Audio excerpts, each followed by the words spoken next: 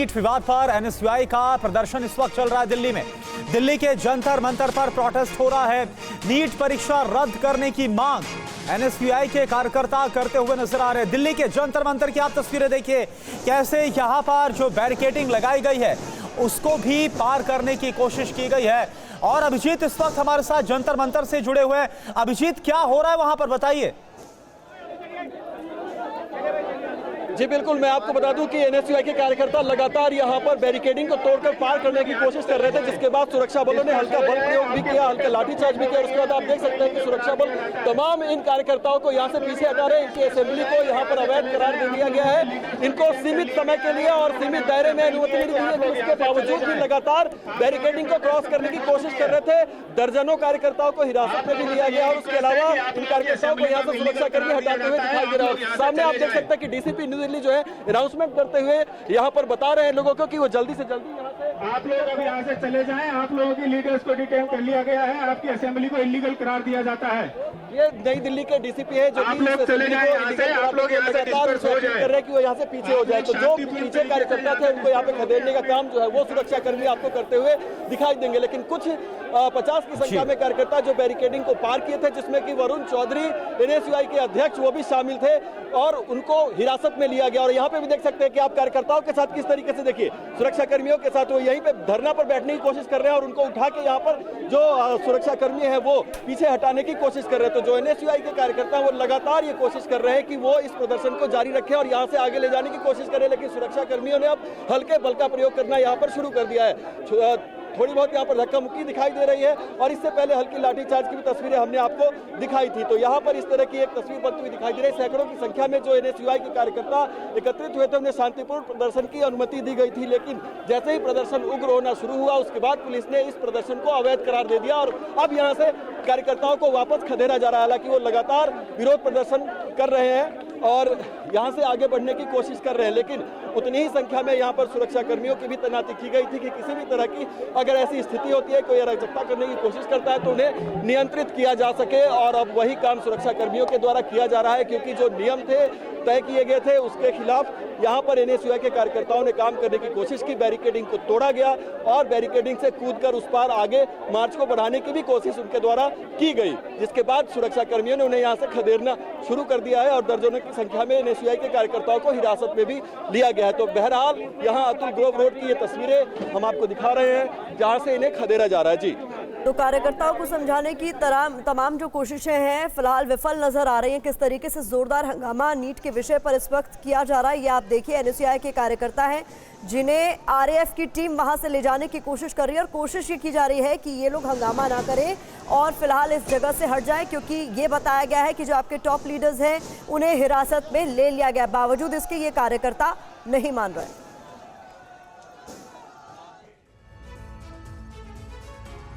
तो NEET paper leak मामले को लेकर हंगामा बरपा है। ईओयू चिंटू से लगातार पूछताछ कर रही है और इस पूछताछ में इसने कई अहम खुलासे किए।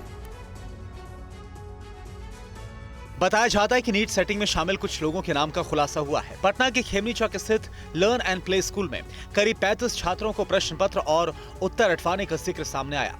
चिंटू ने बताया कि यहीं पर उसने वाईफाई प्रिंटर की मदद से 10 से 12 फोटोकॉपीज किए थे। रॉकी के माध्यम से सबसे पहले बायोलॉजी, उसके बाद फिजिक्स और अंत में केमिस्ट्री का उत्तर आया था। मास्टरमाइंड अतुल वत्स, अंशुल सिंह समेत अन्य के सीधे संपर्क में रॉकी ही था। उसकी ही जिम्मेदारी चिंटू के माध्यम से बिहार में प्रश्न पत्र सप्लाई करने की थी। चिंटू ने जिस रॉकी का जिक्र किया है वो बिहार के नवादा का रहने वाला है और रांची के कडरू रोड में एक रेस्टोरेंट चलाता है। ईओयू ने रॉकी की तलाश में झारखंड के रांची और हजारीबाग समेत कुछ अन्य स्थानों पर बीती रात भी छापेमारी की है। चिंटू ने संजीव मुखिया गैंग के कुछ लोगों को भी नीट का प्रश्न पत्र दिया था, जिसके कुछ छात्र भी झारखंड के हजारीबाग में परीक्षा दे रहे थे।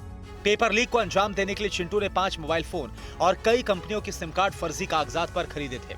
सिकंदर और बाकी के पकड़े जाने पर उन सिम को तोड़कर एनआईटी घाट पर उसने फेंक दिया था। नीट पेपर लीक मामले में ईओयू ने एक अभ्यर्थी से पूछताछ की है। इसके अलावा अब तक इस टीम ने 3 अभ्यर्थियों से पूछताछ पहले ही की है। नीट पेपर लीक में जांच एजेंसियों का दायरा बढ़ता जा रहा है। जांच एजेंसियां हर एंगल से जांच करने में जुटी हुई हैं। आर्थिक अपराध इकाई ने कई अभ्यर्थियों को नोटिस भेजकर पूछताछ की है। बिहार के सहरसा का रहने वाला सोनू कुमार भी अपने पिता के साथ ईओयू दफ्तर पहुंचे। ईओयू ने सोनू कुमार को नोटिस भेजकर पूछताछ के लिए बुलाया था। ईओयू दफ्तर पहुंचे सोनू और उसके पिता का क्या कहना है, आइए सुनते हैं। आजकल चल रहा है पेपर लीक या जो भी, इसमें पूछने के लिए बुलाया गया था और कुछ नहीं, इससे ज़्यादा मेरे को कुछ पता ही नहीं। क्यों बुलाया गया, क्या लगता है आपको? मेरे को क्या लगता है, मेरे को कुछ पता नहीं, मेरे सेंटर में मैं ऐसा कुछ देखा नहीं। जो पत्र भेजा गया उसमें क्या कहा गया? आप लिए हुए हैं वही लोग, हम आ रहे हैं फिर थोड़ा मिल करके। सोनू को ईओयू ने 19 जून को ही बुलाया था, लेकिन वो कहीं बाहर रहकर पढ़ाई कर रहा था, इसलिए वो आज ईओयू के सामने पेश हुआ। नीट पेपर लीक मामले में अब तक ईओयू ने 3 अभ्यर्थियों से पूछताछ की है। बताया जा रहा है कि अब तक 9 अभ्यर्थियों को पूछताछ के लिए नोटिस भेजकर बुलाया गया है।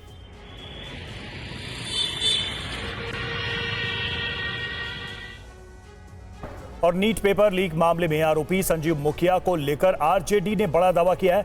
आरजेडी का दावा है कि संजीव के संबंध जेडीयू के कई बड़े नेताओं से। नीट पेपर लीक मामले में रोज रोज नए खुलासे के बाद सियासी वार पलटवार भी जारी है। आरजेडी ने स्क्रैप से 68 पेपर मिलने पर शिक्षा मंत्री से सवाल पूछे हैं। 68 सवाल रद्दी से, स्क्रैप से वही मिले हैं। अब इस परीक्षा को क्लीन चिट देने वाले धर्मेंद्र प्रधान जी से पूछना चाहूंगा, कहां हो भाई? क्या कर रहे हैं आप? बच्चों के भविष्य के साथ खिलवाड़ कर रहे हैं।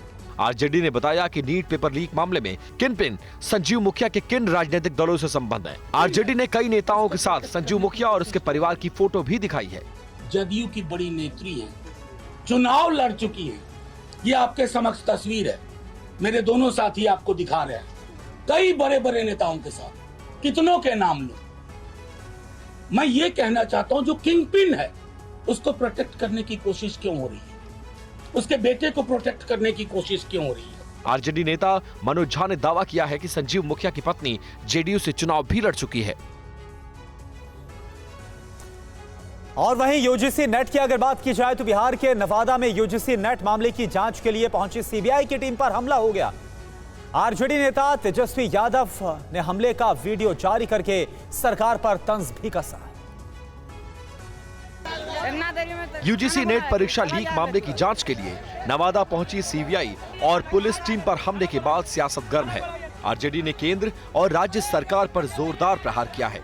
तेजस्वी यादव ने हमले का वीडियो शेयर करते हुए कहा है कि प्रधानमंत्री जी, आपके पावन सानिध्य में बिहार में व्याप्त जंगल राज का नजारा देखिए। नवादा में यूजीसी नेट पेपर धांधली की जांच करने पहुंची सीबीआई की टीम पर हमला। पेपर लीक आपकी सरकार में, सीबीआई पर हमला आपकी सरकार में और जंगल राज किसी और का। दरअसल शनिवार शाम सीबीआई की टीम नवादा पुलिस के साथ मुरैना के कासियाडीह गांव पहुंची थी और जब टीम वापस लौट रही थी, इस दौरान आरोपियों के घर वालों और 200 से ज्यादा लोगों की भीड़ ने सिविल ड्रेस में पहुंची सीबीआई टीम को नकली बताते हुए घेर लिया और उन पर हमला कर दिया। पुलिस ने इस मामले में एफआईआर भी दर्ज किया है। थाने में दर्ज एफआईआर के मुताबिक सीबीआई टीम पर हमले में 8 आरोपी नामजद हैं और 150 से लेकर 200 अन्य लोगों को आरोपी बनाया गया है। पुलिस ने एक युवती समेत 4 आरोपियों को गिरफ्तार करके फिलहाल जेल भेज दिया है।